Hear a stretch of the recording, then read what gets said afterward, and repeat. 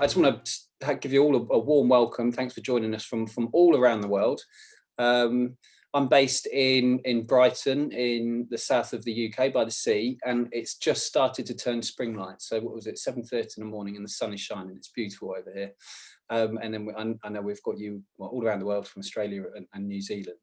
I'm really excited about today's session. We're going to try and keep it to around 30 minutes or so. And we're going to be hearing from Caelun, one of our students, about his experience. Good morning, Caelun, based in Sydney. Thank you. Looking forward to speaking to you, Caelun. And Caelun's background was in electrical wholesale, and he's moved into cybersecurity. So we're going to hear about his journey. We'll also speak to Julia, who heads up our career services team as well, which is a pivotal part of learning people. So we'll move on to that. I'll just give you a brief overview of Learning People if you haven't heard much about us. We are the biggest provider in the world of tech education, particularly for IT and project management certifications. But we're not just about courses, we're all about getting you into a new career from novice to pro. We have many of our students are career changers from all different types of industries, and also as well skilled professionals looking to upskill in their profession too. So we've got 40,000 students around the world. We've got homes in England, in Ireland, in New Zealand, and in Australia as well. We're 13 years old, and we've just seen exponential growth within those years, particularly over the last 5 years, because the tech industry is booming. There's just not enough professionals to fill the demand, and that's why we're here. So we're going to focus on cybersecurity today, and these sessions are great because whilst I'm head of marketing for Learning People, it's my job obviously to promote our services. The best thing is seeing our students go from seeing a message about a new career and actually going through the whole journey and then landing a job in that career. It's great, and that's why I love these sessions so much. Caelun started in cybersecurity. It's an industry which is in just massive demand. There's a 0% unemployment rate around the world, and for every 3 jobs advertised, there's only 1 professional to fill that role. It's needed in pretty much every industry. So I think what we'll do is, Julia, would you give us an overview of career services? And good morning and good evening where you are. Yeah, evening where I am. I'm based in Christchurch, so part of the New Zealand office, but we look after Australia and New Zealand. But career services, what we do, we're a team of ex-recruiters, I suppose you would say, that support you with that employment journey. Could be at the end of your study, or it could be at the beginning of your study. Everyone's got different things happening in their lives, and they might be wanting to get into employment fairly quickly, or they might want to do the training a little bit slower and get into employment further down the track. So it all depends on your circumstances and what you're wanting to do. So when you enroll with the Learning People, there's 2 levels of support. So you've got student care, who look after you from your course point of view, and then you've got career services. We check in with you within your first week of enrolment, and we essentially just set up a plan. If you're wanting to start working with us now, if you're wanting to wait to the future, could be 6 months down the track. What we do in career services, we essentially roll it out over 3 phases, though, our process. So the first phase is essentially going through a LinkedIn consultation, but we also do your CV consultation and your LinkedIn consultation within that first part of the process, to making sure that your content, so your CV, resume, and your LinkedIn profile look professional, marketable. The second part of the process is, so phase 2, is all about networking. So whether it be applying for a job in a traditional sense, you may not know what job title or type of job you should be applying for. That can be quite foreign to people as well within cybersecurity. So we will go through jobs and what you should be applying for if you're a bit confused in that area. As well as a huge part is getting your presence out there on LinkedIn and marketing yourself in that way. It can be a little bit daunting for people with using LinkedIn, but we coach you through that process, teach you how to use it. Once you start getting your head around LinkedIn, it becomes an excellent tool, not only for marketing yourself, but also research into the market and companies and things like that too. The final phase is phase 3, obviously, and that's when you've secured an interview, and we go through interview preparation with you. So it can be on Zoom, it can be over the phone, whichever you prefer. We go through the job description that you would have received when you applied for the role, and try and pick out some questions that might potentially be asked. And we will go through a style of interview that potentially may happen as well. So most of the time interviews are behaviour-based interviews, so we'll go through scenario questioning, mock interview questions and how you answer those, but also too within tech and cybersecurity, there's also other additional testing that may happen as part of the interview process. So it could be psychometric testing, or it may be a skill-based assessment with your security experience. So you may be given a scenario and have to present that, or you may be given an online assessment to do as well, but we'll coach you through that, that part of the process as well. We can even help you with contract negotiations, salary negotiations, what to do, how to negotiate between two organisations if you've got that going on and not sure how to store one over the other, those sorts of things. So everyone's experience is unique and different, but we'll adapt that to support you through that part of our journey. Thanks, Julia. I can't tell you all how much of a great job the Career Services team do. It's really an integral part of becoming a student with learning people, and we've got a compelling stat of those students who complete all 3 phases of Career Services, usually within a 12 months period. There's a 97% employment success rate, which is extremely compelling. So thanks for everyone as well who sent in questions when you registered. We're going to come on to those a little bit later in the session and answer those. Let's talk to Caelun. So Caelun's background is electrical wholesale. Caelun, would you start by telling us about that role? What did you do in electrical wholesale? So my father's an electrician. So when I was about 12, I got involved in electrical wholesale through a connection of my father's. So I went on weekends, cleaned shelves, and then gradually I worked for the same place for 11 years, up until just this year, through an acquisition. And over that time, I sort of went from cleaning shelves, restocking shelves, to being an assistant manager, and just managing personnel, sales, major quoting, that sort of stuff. So yeah, wholesale-based sales. And was that in Sydney? No, Southern Highlands, about an hour and a half out of Sydney. Okay.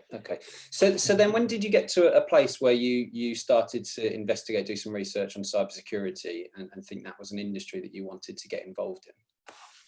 After high school, I started a degree at university called a Bachelor of Security Studies. So that degree focused primarily on security studies in like a national context. So counterterrorism, modern warfare, foreign strategy, all that sort of stuff. When I started in the industry, there was a lot of jobs. The industry there was a lot of funding to government departments and in the private sector.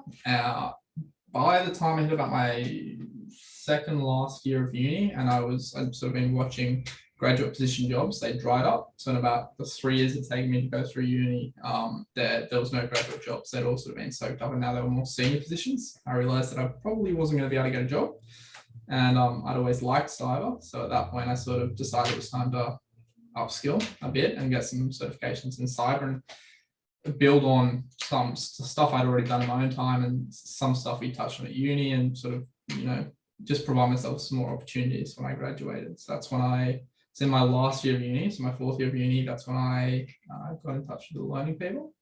And I started CompTIA, I did networks, security plus CISA and pen test. So I'm about 3/4 of the way through them, up to about sitting my CISA exam. Yeah. So you knew that there was a high demand in cybersecurity, but you needed to get your certifications to be able to get a job. Yeah, definitely. So it's, I mean, a lot of people have some skills in cyber, like varying skills. So whether or not you're just good with Office Suite, which is a big tool, depending what you want to do, or you're maybe a bit more skilled, you have coding experience.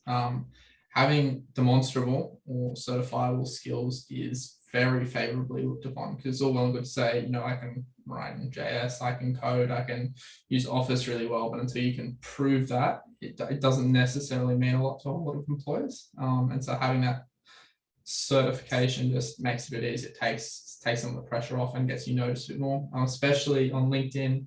If someone searches that keyword like CompTIA Security Plus and it's on your LinkedIn as something you're doing or something you completed, you start getting noticed, and you start getting noticed really quickly from my experience. I think with that, we should add that learning people only offer the most in-demand accredited certifications, which obviously employers are looking for. So you're halfway through your certifications, and where are you in terms of the job search? So I am, well, I've got a job now. My first professional job in cybersecurity. So I got that in early February.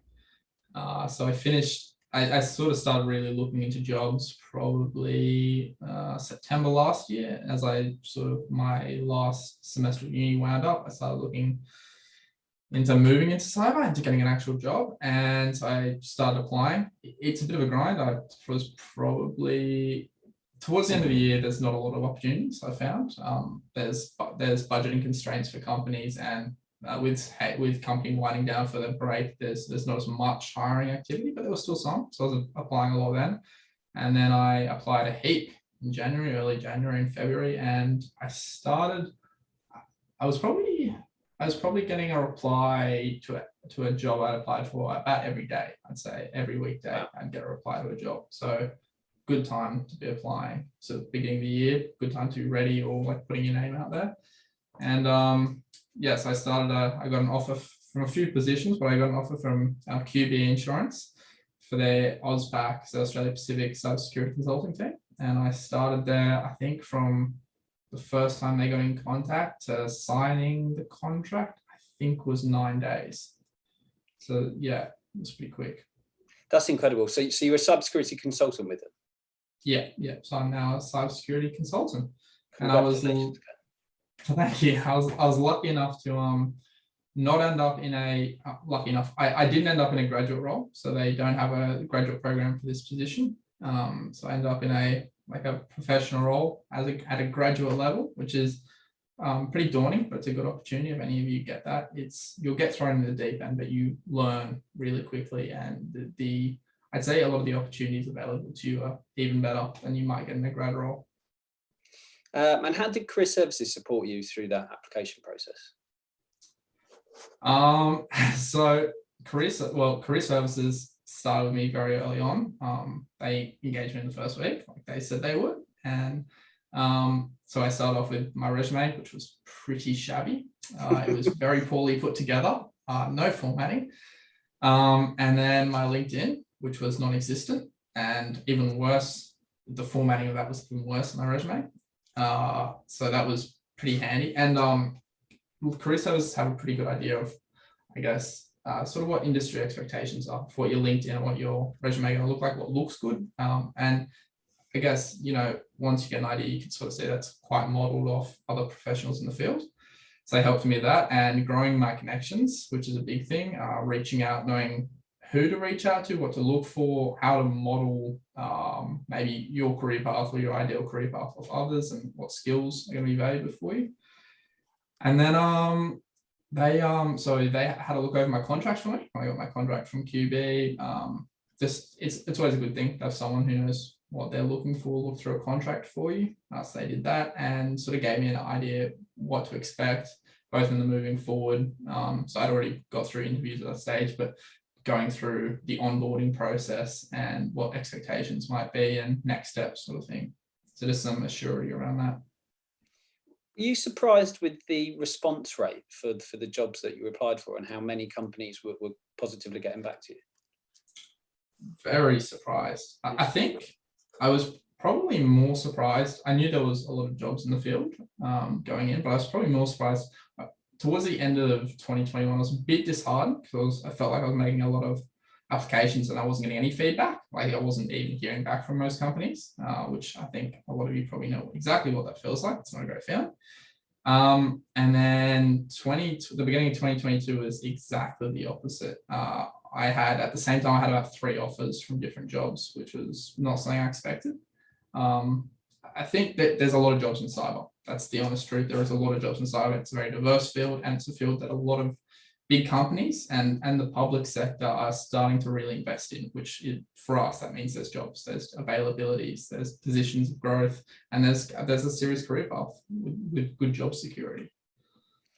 And as a consultant, can you break that down into some of the day-to-day tasks that you do and what that actually is? Okay, so consulting is sending a lot of emails, having a lot of meetings. So really, consulting, there's 2 major types. You're either an external consultant, so businesses bring you in to consult, and that's typically more an expert position. So you're like an SME, a subject matter expert on a particular field or an application or technology.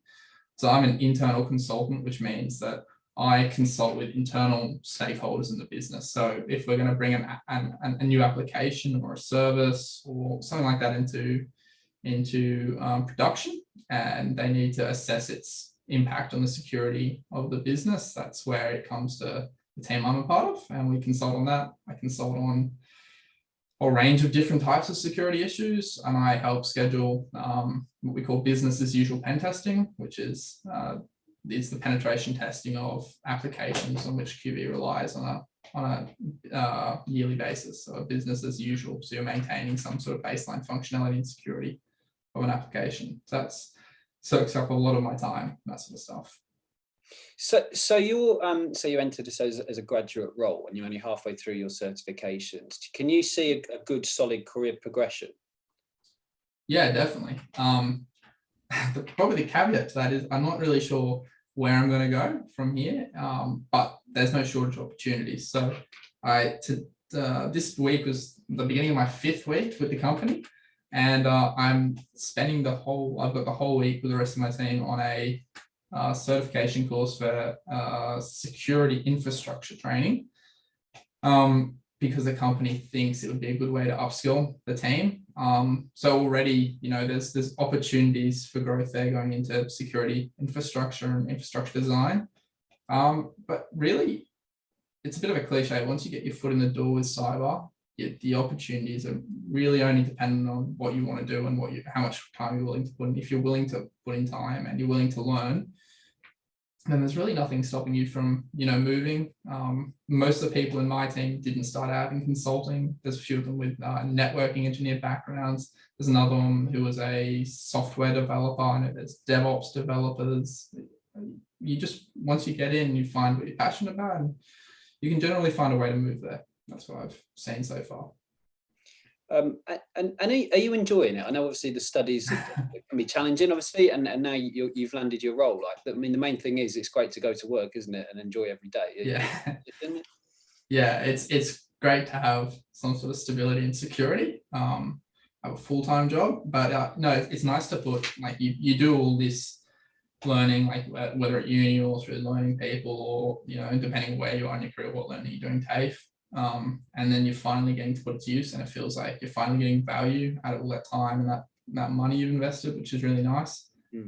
I love it. I don't think you're not necessarily going to go into your first job and it's going to be awesome, but I think you'll find it rewarding straight away because it's a success. You've succeeded to some degree once you get in, and then really the next thing is to sort of grow your professional development and go where you want to go in security. It's great. Just before we come on to some of the questions, Caelun, can you tell us about your experience with the actual learning? How did you find the platform? Oh, okay. The platform's really good.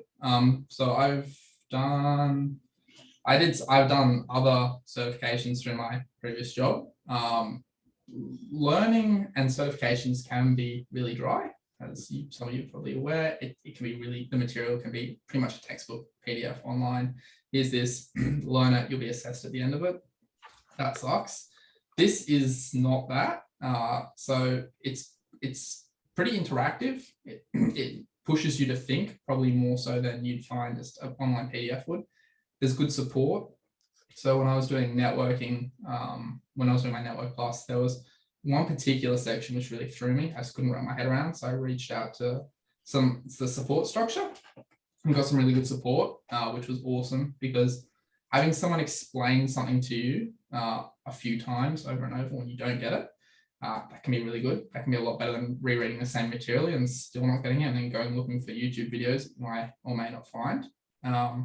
And then the labs. So the labs are probably the most career applicable piece of the learning you do. So it's all well and good to understand a networking structure, but to see how you can implement subnetting or some other relevant piece of the course on actual hardware or software, like you will have to in a job, that's probably the best bit of the course. I think that's the best. That's really the best way to learn, I think, from my opinion anyway.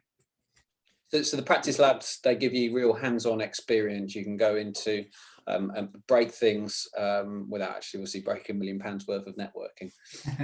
yeah, and you're going to get exposure to so networking is a good example, because you're going to get access to complicated networking structures, so enterprising network structures where you've got, you know, trunking, VLANs, subnets, class A networking. That's not something you can realistically replicate at home without, you know, quite a bit of infrastructure and a lot of existing knowledge. So the fact that you're given an enterprise environment and you're told, go play with this, and you don't have to worry you're going to break anything, or you're going to have developers and network engineers coming in getting mad because you've destroyed a production piece of infrastructure, that's pretty priceless. It's hard to get something like that in anywhere else, I'd say.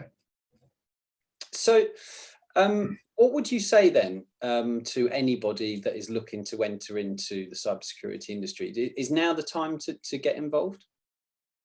Yeah, definitely. Irregardless of where you are in your own career development, or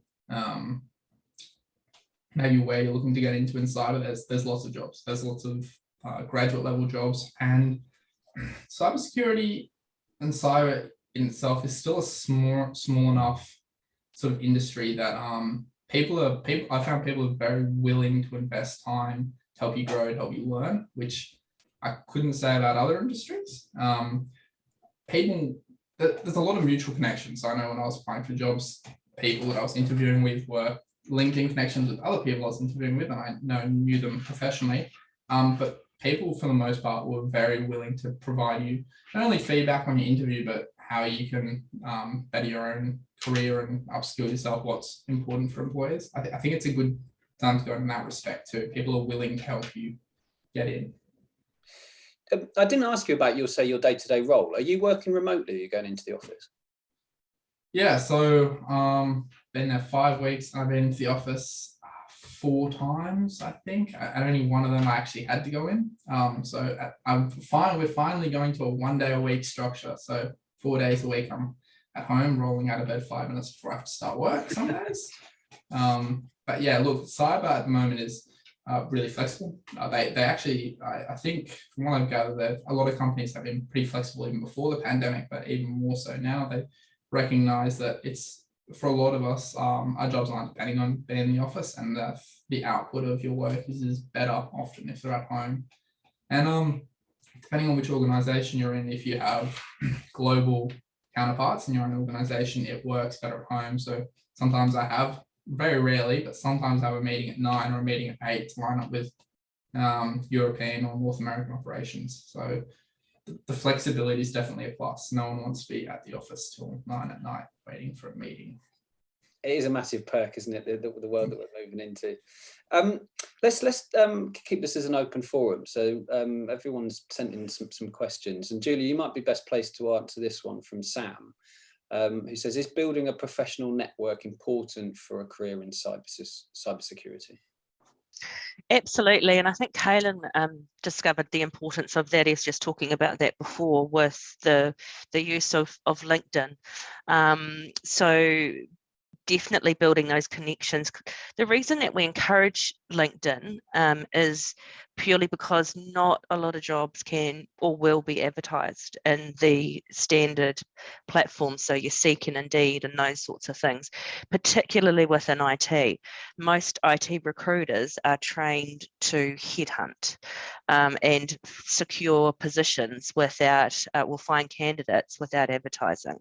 So that's where a platform such as LinkedIn becomes vital for you gaining a role. Yes, you may get a job through the traditional measures, but we will coach you through how to use that platform. And it may be quite foreign, but as Caelun said, you'll start to see the benefits of it if you follow our advice and use it correctly. Caelun, what was your actual interview process like? Was it face-to-face or on Zoom? Or? So it was on Teams. Yep. So I didn't have any face-to-face interviews with any of the jobs. They're all on Teams. I think partly was because of COVID, but also I think that's becoming, definitely for starters, that's becoming the norm, is not face-to-face interviews. Often you're interviewing people who have pretty tight time constraints. So Teams or virtual interviewing is just a lot easier. And it's, for me, pretty much all the interviews, it's like sort of a tiered structure. So you usually have some sort of skills-based assessment through a third-party provider, like an aptitude test. And then it's often depends which way they do it, but often you have like your behavioral type situational-based questions, which is really common. That's from what I come across. They're all sort of the behavioral style. It's the STAR format, I think they call it. That's pretty common. And then depending on the role you're going into, there's often that technical interview where they do look to see that you do have that technical knowledge that you've sort of talked about. Did you use a job board to find the role? How did you know it was available? No, so Julia was right. There's not as many sort of jobs in IT are not generally posted on Seek and Indeed. They are there, but there's definitely not as many. LinkedIn is definitely the way to go. I did find this one through LinkedIn, and to be honest, I think most ones I was applying through were through LinkedIn. There's just a better range, and I think the jobs that are offered on LinkedIn are sometimes more sincere. I found sometimes the ones on Indeed, you applied and you got a response back, and it was sort of all felt very haphazard. The job wasn't necessarily what they put on. It was like, can you give me a call on my mobile number to discuss what the job is actually around? It didn't fill me with confidence, a lot of those jobs posted on Indeed. Yeah, it's interesting to hear when we do hear it more and more about jobs being advertised on LinkedIn, and actually you do really have to just immerse yourself in it, I guess, don't you, and go for it, which is all part of what career services will help you to do. This is a question that we do get asked a fair bit, and from Trent. Thanks for the question.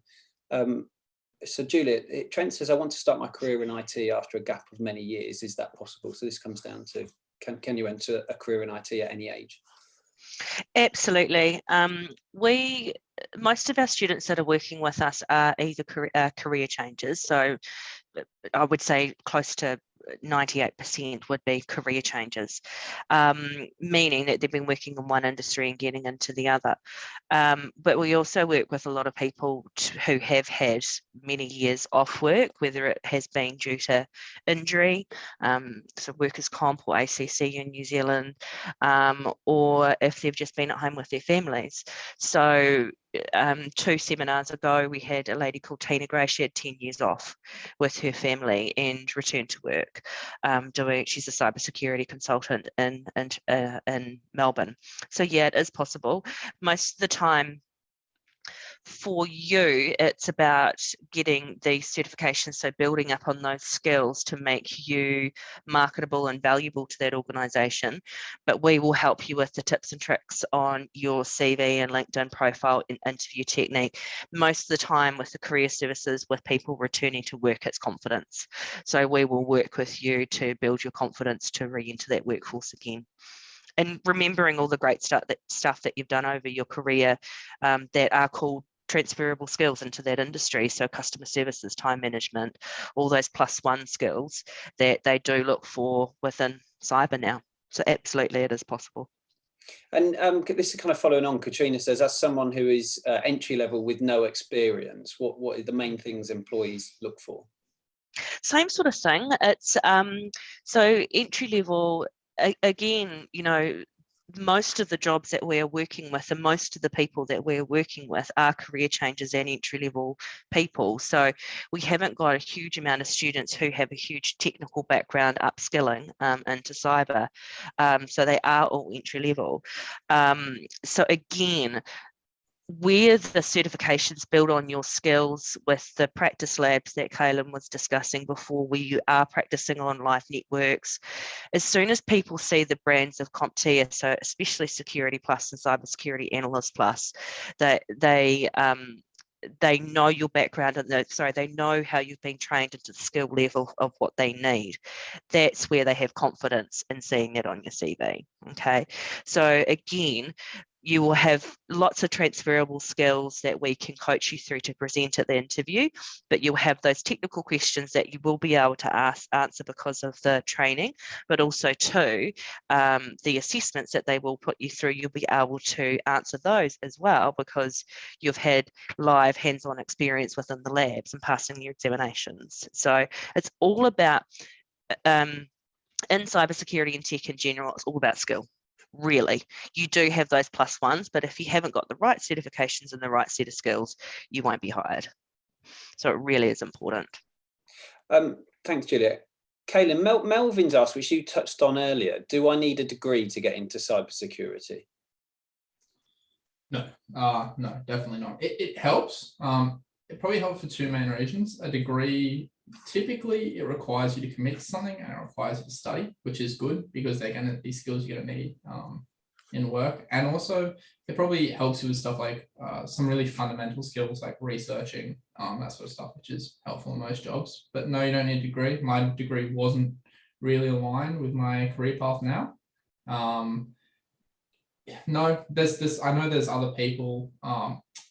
So my boss's boss, who is quite senior in the organization, her degree she did was, she's a DISO, so a Divisional Information Security Officer, so quite a high position, a lot of responsibilities. Her career path was absolutely nothing to do with cyber. She's just good at a job. I think it's a testament to the fact that if you work hard and you upskill yourself, you can really move across into cyber. Can you hear me all right? It's just saying my AirPods have been connected to the speaker, but I don't know if that's good. You can hear me fine.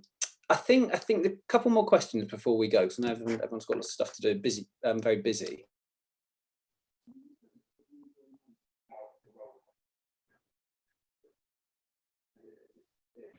Sorry, we've lost you. Sorry, John. Now we can't hear you. Internal. Any luck now? Yeah. I was saying, could you tell us what you enjoy most about the role, Caelun? Oh, most? It's challenging. I was at my old job for like 11 years, and I was at the point where if someone had a question in the company, I could answer it because I knew what I was doing. I've been there so long.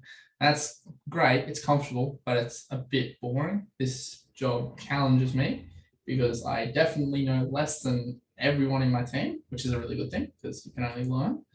And I have to engage my brain on a day-to-day basis. Like you don't get to turn off, I think, which is nice. You learn stuff, it challenges you, you're forced to grow. And for me, cyber's something I'm really interested in. So that's I get to do something I enjoy every day, which is really nice. Which has got to be key, right? So then finally, last question is, has it been worth the investment? Definitely. I think you can look at it as, you're investing in your future, which, I mean, for most of us, that's going to be a pretty obvious thing. But if you want to break it down and look at it like quite fiscally, even if you invest $10,000, right, and you walk into a position in cyber graduate positions, someone would know this, but typically you're starting between mid 50s and 60s sort of thing. So you look at that, within a year, your earning potential is probably already increased. And then IT jobs tend to pay pretty well once you've been there a while. So it's an investment which pays for itself really, really quickly. I think that's especially if the money's like a concern that you're thinking about, which it was for me because I was a uni student. That's a pretty good way to look at it. Like it pays for itself really quickly. Fantastic. I think we'll leave it there. That's been extremely insightful, and I'm sure you'll have inspired others to at least have a conversation with our career consultants. And for any of you who are thinking about what is the next step, then that's what I would suggest. If you've got any more questions, do give us a call, and we can talk you through it and different options, career pathways, finance options, all that kind of stuff. Thank you everyone for joining. We look forward to speaking with you soon. Julia, thank you. Caelun, it's been terrific. Please keep in touch and tell us about your career journey and onwards from now. And we'll speak to you very soon. Cheers.